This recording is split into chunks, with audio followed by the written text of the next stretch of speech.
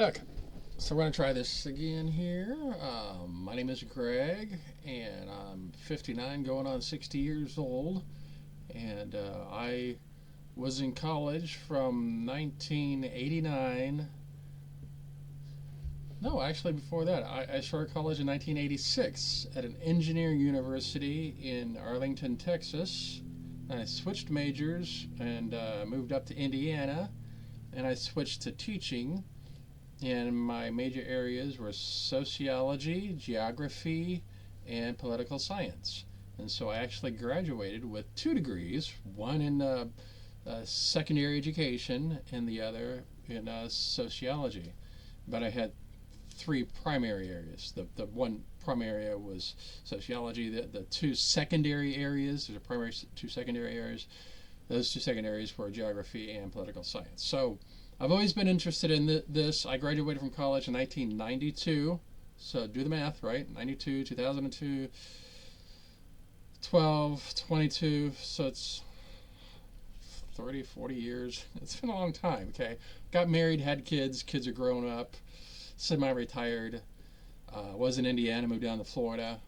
So that's a condensed version of my life here. So here's geography. And some of you all have never seen this part of the world, but it's same planet that you live on. You just have to jump in an airplane and travel. Now, if you're in Europe, you can get in a vehicle, like a bus or car, and travel. You just have to have papers, right? You have to have your passport, that sort of thing. And some countries will not let you enter. Like you can't just show up in Russia unless you have a reason to be there, because spies, that sort of thing. So anyway, the reason why I'm mentioning the geography here is because this little country called Georgia, and not Georgia in America. This is Georgia south of Russia. Look at that. There's an actual Georgia down there. So in all caps is the name of the country. And then in lower letters, like we see the star, that's the capital of the country. And then the city will be right next to the star, and that'll be the capital of the country. Like, see Ukraine right here? There's Kiev, that's capital. Moscow, capital of Russia. And this is Russia. The name is probably over here somewhere.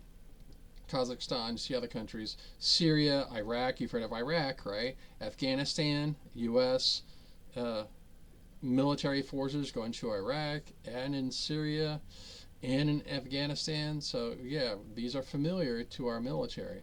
And right here is Iran. So notice how Iraq is on this side, Afghanistan is on this side, and if you have U.S. military forces on this side and this side, well, Iran isn't too thrilled about that, right? In the same way, we have Georgia here, small country, flanked by Russia to the north, and then Turkey, which is actually kind of friendly to Russia down here, to the south of Georgia. And then Georgia has some coastline of the Black Sea right here. So Georgia is concerned that they're going to be attacked just like Ukraine, because right here is where Russia has been attacking Ukraine and has been shooting missiles at Kiev. You see it in the news. And there's a whole map where you can see, all the all the war stuff going on. But then Georgia's watching all this from right here. We're in the U.S. We're across, the whole ocean watching this in the news. And so it doesn't really feel like it affects us. And so that's why we really don't want to be a part of it. But then Georgia here, they're like, we're right here. We are right here. If you're shooting missiles that way, you could easily shoot missiles this way.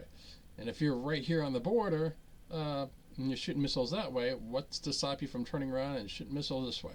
So Georgia wants to be part of the EU, which is the European Union. It's a economic bloc. And if they're part of the EU, then that would help them to be part of NATO. There's a geography issue, though.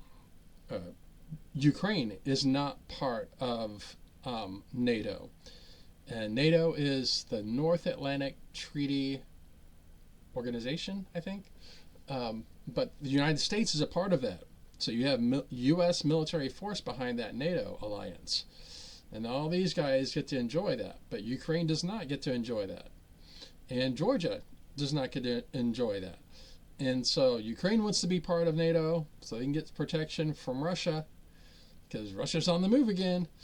And then Georgia also, they feel like they're going to be next. If they're able to successfully take Ukraine, then what's going to stop them from taking Georgia down here?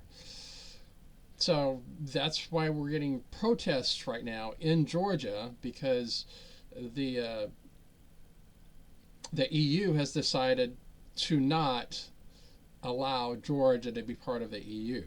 Georgia actually wanted to be part of the EU, and they said, nope, we're not going to let you. And here's why. The geography. That's entirely the reason why. The EU doesn't want to have to get all their forces. How are they going to get there? You either have to go through Ukraine, that's not happening, or through Turkey, which is friends with Russia. Or you have to go through the Black Sea, and get sunk by Russia and Turkey. See how it just wouldn't work geographically. Then you have the Mediterranean Sea down here. So geographically, that just doesn't work. If you're Poland, then you have all these countries, nearby you, Slovakia, Austria. You're surrounded by other countries that can help support you. That would make sense. It's like a group of people. Okay, let's get all your homies, all your friends together, and you're all defending each other, right? Everybody has each other back. You're in a circle. Everybody has each other's back. But if you have one dude that's way over here, it's like, here's your group, right? Here's all your people. They're all in a circle. They're all defending each other. They all got each other's back. And then you got this guy way over here, separate from you guys, saying, hey, I want to be part of your group too. But I can't actually physically walk over here and be part of your group. I have to stay way over here, and you have to stay way over there because this is land. They don't have legs. So what do? You got to say no. Sorry, geographically, you're just way over there. You need to make friends, Georgia. You need to make friends with Turkey. You need to do business with Turkey. Okay, that would be good. Also, use this here, lake to do business with Romania and what is that? Bulgaria? Doesn't look like. Yeah, it is Bulgaria. And then Ukraine when it's not at war, and even Russia. Down here, maybe they're kind of friendly down here. I don't know. And then countries down here, you could actually do business with these countries down here, Syria. But there's so much war going on, and I'm sure Georgia's just like, ugh, I'm so tired of war everywhere. Turkey hasn't really been in a war that much, which is good because they're right next to Georgia, so that's the peaceful side of it. And Russia has been pretty quiet for the last 20 years or so, since about 1995 or so, been pretty quiet. And so now that they're back up and running with war, they're concerned. I don't know how Kazakhstan feels about this. They probably feel like they're not part of it and they're not worried about it because they have tons of land. And then these guys aren't so much worried about it because they're not connected to Russia, so they can't do a land invasion. They got a whole sea to separate them.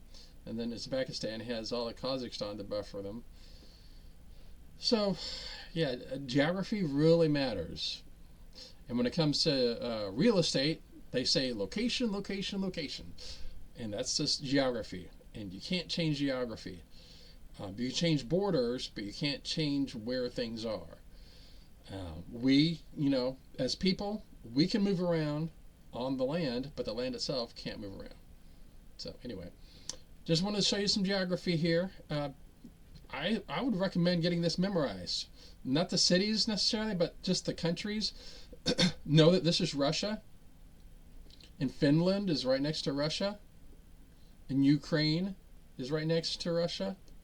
And then Poland is on the other side of Ukraine. So see, you got Poland, Ukraine, and then Russia. On the other side of Poland, you have Germany. So you can go from Germany to Poland to Ukraine to Russia. And over here we have Lithuania. They kind of shortened them because they didn't care, apparently. Lithuania, Latvia, Estonia, then Finland, Sweden, Norway is over here. You can't quite see it. So, Yeah, if you're in school still, it would be good to take a world geography class. Would be really good for you to take, especially if you like to travel. That way you can know where things are.